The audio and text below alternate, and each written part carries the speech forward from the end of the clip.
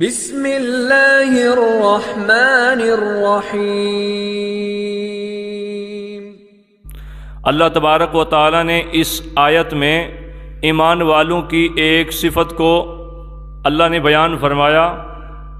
ایمان والے وہ ہیں جب ان کے سامنے اللہ کا ذکر کیا جاتا ہے، اللہ کی بڑائی کو بیان کیا جاتا ہے، اللہ کی عظمت کو بیان کیا جاتا ہے، اللہ کی کبریائی کو، اللہ کی توحید کو بیان کیا جاتا ہے۔ وجلت قلوبہم، جب ان کے سامنے اللہ کا نام بیان کیا جاتا ہے، اللہ کا ذکر کیا جاتا ہے، تو ان کے دل دہل جاتے ہیں، ڈر جاتے ہیں، اللہ کی خوف سے ان کے دل کانپ جاتے ہیں۔ وَإِذَا تُلِيَتْ عَلَيْهِمْ آيَاتُهُ زَادَتْهُمْ ایمانا، اور دوسری صفت ان کی یہ ہے کہ جب ان کے سامنے اللہ کے قرآن کی آیات کو تلاوت کیا جاتا ہے تو ان کے ایمان میں اضافہ ہو جاتا ہے، ان کا ایمان بڑھ جاتا ہے۔ اور پھر فرمایا وَعَلَىٰ رَبِّهِمْ يَتَوَكَّلُونَ، اللہ کے قرآن کو سن کے، اللہ کے نام کو سن کے، اللہ کی آیات کو سن کے،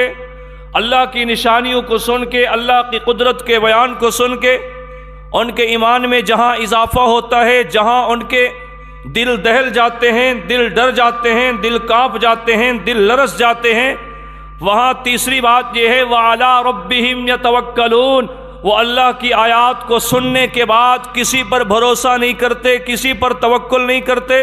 کسی سے امیدیں نہیں لگاتے، کسی سے آس نہیں لگاتے، وہ ساری امیدیں اللہ سے لگاتے ہیں، ان کی آس اللہ سے، وہ توکل اللہ پر کرتے ہیں، بھروسہ اللہ پر کرتے ہیں، ان کی نگاہ اللہ پر ہوتی ہے کہ ہمارے نفع نقصان کا مالک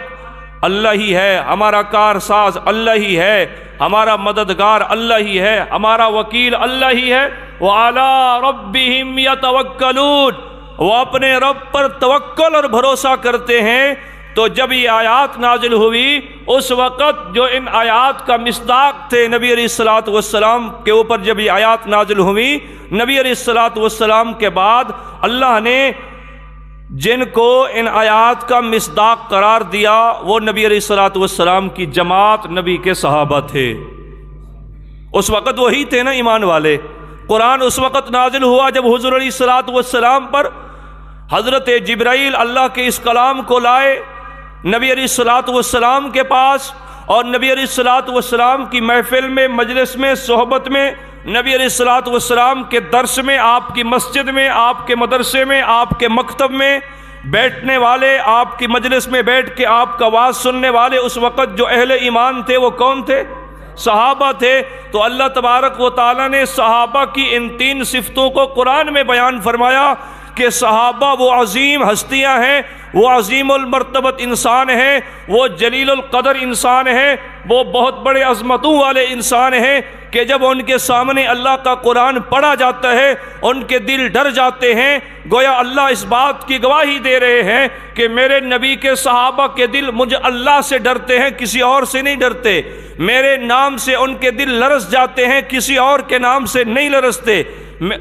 میرے نام سے ان کے دلوں میں خوف پیدا ہوتا ہے، کسی اور کے نام سے ان کے دلوں میں خوف پیدا نہیں ہوتا، میری آیات کو سن کے ان کے ایمان میں اضافہ ہوتا ہے۔ اب بتاؤ جب اللہ خود فرما رہے ہیں میرے نبی کے یار، میرے نبی کے صحابہ ایسے ہیں جب میرا کلام ان کے سامنے پڑھا جاتا ہے ان کا ایمان بڑھ جاتا ہے، بتاؤ جن کے بارے میں خود آسمان والا رب خود کہے کہ یہ رب سے ڈرتے بھی ہیں، پھر قرآن سن کے، اللہ کی آیات سن کے ان کا ایمان بھی بڑھ جاتا ہے، اور یہ کسی پر توکل نہیں کرتے، توحید اتنا ان کے سینوں میں بھری ہوئی ہے کہ یہ کسی پر بھروسہ نہیں کرتے، بھروسہ بھی اکیلے اللہ کی ذات پر کرتے ہیں۔ بتاؤ خود آسمان والا رب جن کی صفات کو خود بیان کرے اور قرآن کا حصہ بنائے وہ کتنی عظمتوں والے انسان ہیں، وہ کتنی شانوں والے انسان ہیں۔ پھر آگے اللہ نے فرمایا اولئک ھم المؤمنون حقا،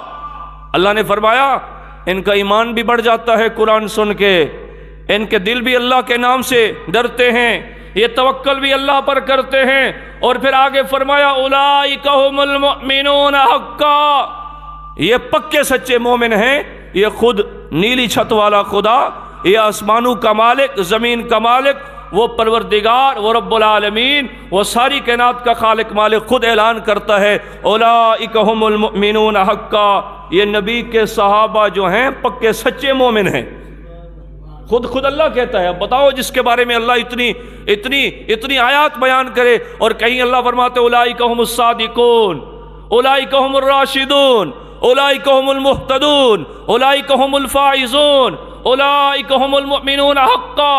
اور کہیں اللہ فرماتا ہے اولئک حزب اللہ، یہ اللہ کی جماعت ہے۔ پھر اللہ فرماتے ہیں الا ان حزب اللہ هم المفلحون، خبردار اللہ کی جماعت کامیاب ہے۔ پھر کہیں اللہ فرماتے ہیں رضی اللہ عنہم ورضوا عنہ، پھر کہیں اللہ تبارک و تعالیٰ فرماتے ہیں اولئک الذین امتحن اللہ قلوبہم للتقوی لہم مغفرۃ واجر کبیر۔ اللہ تبارک و تعالیٰ نبی کے صحابہ کے ایمان کو، ان کے ہدایت یافتہ ہونے کو، ان کے کامیاب ہونے کو، ان کے ایمان کو اللہ تبارک و تعالیٰ ان کے توکل،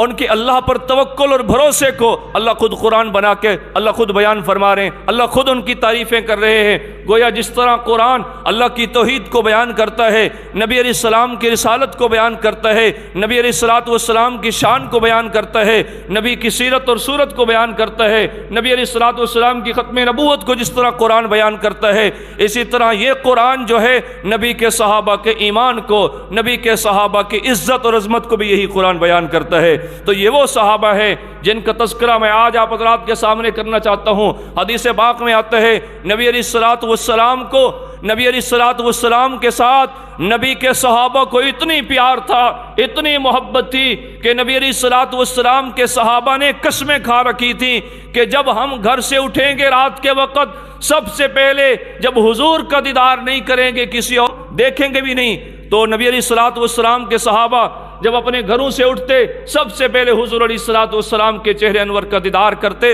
اور کوئی کام نہیں کیا کرتے تھے۔ یہ کتنی نبی کے صحابہ کو نبی سے محبت تھی، اور اللہ تبارک و تعالی نے اس وجہ سے قرآن میں جا بجا نبی کے یاروں کے، نبی کے جانثاروں کے، نبی کے صحابہ کے تذکرے کیے۔ اور ایک اور حدیث میں پڑھ رہا تھا کہ نبی علیہ الصلوۃ والسلام کے صحابہ رات کو اٹھتے اور رات کو سوتے نہیں تھے۔ نبی علیہ الصلوۃ والسلام کے جہاں حجرے تھے، صحابہ